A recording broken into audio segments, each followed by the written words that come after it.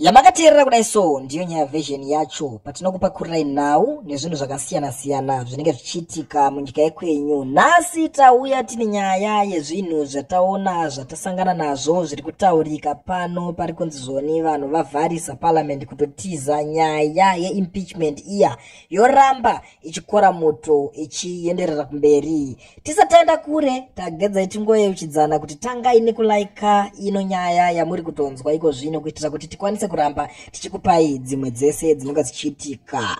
Nyaya iripo nhasi iri kunzi ED has shut down parliament amid fears of impending impeachment in a dramatic turn of events. Senator Ruth Chinamano, a pro-2030 advocate, entered the lower house and blocked any discussions of the day's agenda. This move underscores the growing actions surrounding the impeachment bill, which was scheduled to be presented today. The parliament later announced the adjournment to the 6th of May 2025. Pari kupisa hamadzadiwa nezuro pakambenge pane nyaya pachinzi pakatonyorwa tsamba yekuti vakagadzirira vanhu kuti vakwanise kuzodzinga vaVP Chiwenga. Saka iko zvino manje vari kuona kuti nyaya yeimpeachment iyi iri kupisa chaizvo nekuti vari kuona kuti threat yavo yemunhu angangoda kana kuti achiri fit anoda kupindawo pachigaro ichocho ndi VP Chiwenga, nekuti vamuhadhi aiwa zviri pachena vanongooneka kuti hapana kana kuti munhu wekuti tingatarisa kuti angaita shungu dzekuti anzi angapinda pane chigaro chiya hapana shungu dzekuti tingatarisa kuti anganzi angada kupinda. Saka iko zvino uyu waChiwenga awa ndo vanenge vachitotyirira, asi takatarisa nyaya iyoyi hatina kana zuva rimwe chete ratakambonzwa vaChiwenga vachitaura pamusoro penyaya idzodzo dzekuda kunzi vachada kuzopindawo kana kuti nyaya dzekunzi vanga disrespecta leader wavo kana kuti mukuru wavo. Vanongozviitira zvinhu zvavo vakanyarara pasina kutaura nevanhu, asi chikwata icho chinoratidza kutya chaizvo pamwe chete nekupanika kuvhunduka, kurohwa nehana, kutya kuti pamwe zvichida mukuru angangomuka akatorerwa chigaro. Nyaya hombe iri kuita kuti vazonzi vave kuenda kuimpeachment yakatanga nava Blessed Rinesu Geza, avo vakabuda vachiita mavidhio akasiyana-siyana paYouTube nepaTwitter pavo vachitaura nyaya dzekuti zvoni vave Mnangagwa vave kuita dambudziko rekukanganwa zvinhu zvinenge zvamboitika. Vari kunzi vakatombokanganwa munhu mumwe wavo wavaitomboswera naye hanzi July Moyo. Zvakawanda mazita akawanda zvizhinji zvakanongedzerwa wori zvigananda shamwari dzimwe dzinofurira zvizhinji, ende pari kunzi zvoni mudzimai wavo akatanga kunongedzerwawo zvakawanda achinzi aitambisa mari yenyika achienda kunotamba mahumbwe nemari yenyika. Iyo nyaya ye60 million yakanetsa kwazvo, vachinzi vainotamba pada, vainotamba nhodo, vainotamba vachinotanga kunoratidza vanhu kuti madora anobikwa sei, vachitenderera nyika yese nemotorcade, iyo motorcade yemota dzemhando yepamusoro dziri expensive dzinodhura kutodira fuel chaiko. Saka zvinhu zvakadaro izvozvo zvinhu zvakapa hasha kumaZimbabweans akawanda, zvakazokonzera kuti vaBlessed Rinesu Geza vazobuda pachena vakutaura kuti zvoni vaMnangagwa ngavachibva zvavo nezvigananda zvavo.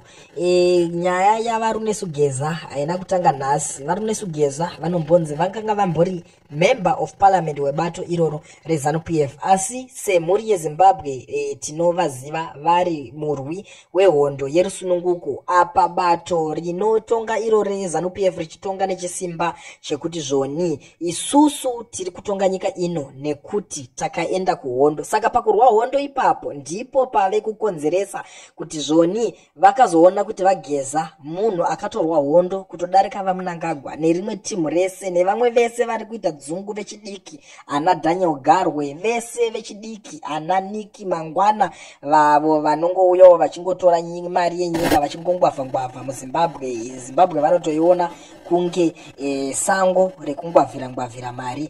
Avo ana George Charamba vanongokiya vari imomo, chikwata chese chiri kutonga zvigananda vese, ana Kudata Gwirei, ana Whitney Chivhayo, mazita acho akawandisa evanhu vari kutonga neZANU PF iko zvino. Saka vanhu vese ivavo hapana akarwa hondo kana mumwe chete zvake, ende saka ndosaka nyaya yava kunetsa pano. Asi pakatanga kutaurwa nyaya yavarume Sugeza vachizosumuka vave kutaura kuti zvoni imi michibvai, ZANU PF yakaita zvese zvainokwanisa kuda kuedza kuvasunga zvakaramba vakatadza kana kuvabata kuziva kuti vaGeza vari papi ende vari pai ende vanani. Hakuna kana mumwe chete zvake akakwanisa kuziva pakanga pana Geza, ende vamwewo vechidiki vakada kumbozama kubuda vachida kuzviita kunge vanokwanisa kuzoenda kunofadza vaMnangagwa nechikwata chavanotonga nacho. Asi hapana akaibuda neresults nekuti vamwe vakatozoti inini Geza ndikamubata ndomuraya, Geza ndikamubata, vachitaura zvakasiyana siyana. Asi hapana akakwanisa kuita zvinhu zvaiva ingotaura zvemashoko iwayo, ende vakarwadziwa kwazvo kuti munhurwi wehondo yerusununguko wacho ave kutaura kuti Mnangagwa nemhuri yake nezvigananda zvake ngavachibva ipapo. Ndo nyaya yakanetsa, ende makatarisa vanhu ana Kazembe, Ziyambi, Minister of Justice wokutobuda achitaura kuti vaGeza vakauraya munhu nyaya yacho, saka takuda kuti itomboongororwa nekuti hakuna munhu asingasungwe, vanofanirwa kutoonekwa kuti vasungwe pane chinhu chavakaita ichocho. Nyaya iyoyo yakadisappointa nyika zvisingaite kuti sei imimi kana muchinyatsoziva kuti munhu akapara mhosva yakadaro, sei pasina kuitwa justice nguva iripo. Mave kuda kusumuka kubudisa nyaya idzodzo nekuti munhu azotiza kana kuti munhu azobuda achitaura kuti hachadi bato reZANU PF rinozivikanwa nekuita unhu hwekuti vanokusiya uchipara mhosva uchiri imomo, vokusiya wakadaro, vokusiya uchiita zvakashata. So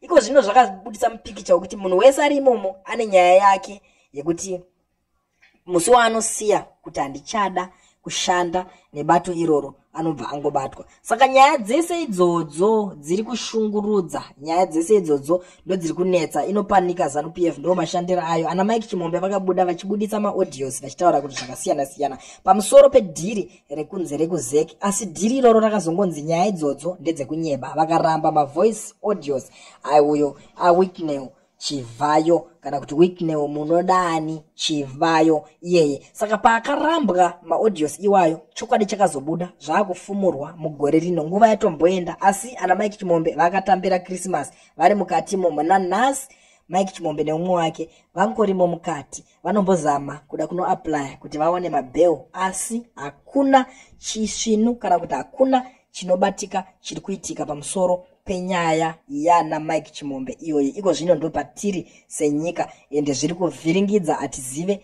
kuti chii chichaitika ende atizive kuti zvichasvika kupi. Saka iko zvino ndo patasvitswa nenyaya iyoyo kwayakabva nako nepayave nyaya yava Mnangagwa ava vari kutaura kuti zvoni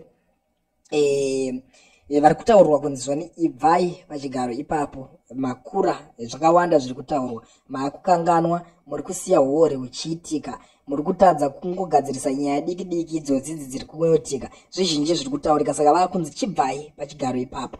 Ndo panetsa manje. Hatizive kuti hama dzadiwa makateerera nyaya iyi yese iyi kwayava, munoionawo sei makaitora. Sekutaura kwatinogara takaita kuti yamunenge makateerera ino ndiyo nyaya version yatinokupai nyaya dzese dzinenge zichiitika. Taakudawo kunzwa maonero enyu pamusoro penyaya iyoyi. Tiudze zvamunofunga mucomment section. Kana muchinge masvika panapa iri first time yanyu mogara malaika, mosubscribe, motijoina, mudeedza hama neshamwari, tova muri imwe chete.